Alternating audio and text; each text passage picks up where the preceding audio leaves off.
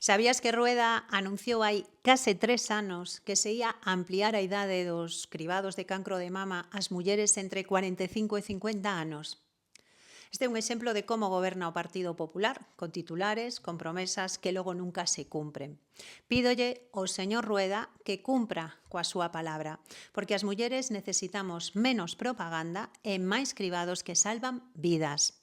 E tamén lle solicito que non utilice a saúde das galegas para a política cutre que lle manda o Partido Popular de Madrid. As galegas non poden estar ao servizo das súas liortas partidistas. Señor Rueda, coa saúde das galegas non se xoga.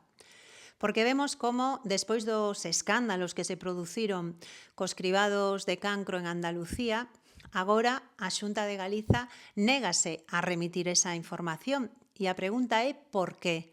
Que teñen que ocultar? Realmente, con esta actitude, é o propio goberno galego quen está sementando dúbidas sobre os seus datos. Polo tanto, o que lle reclamamos a Rueda é que envíe de inmediato esta documentación ao Parlamento porque, insisto, coa saúde das galegas non se xoga.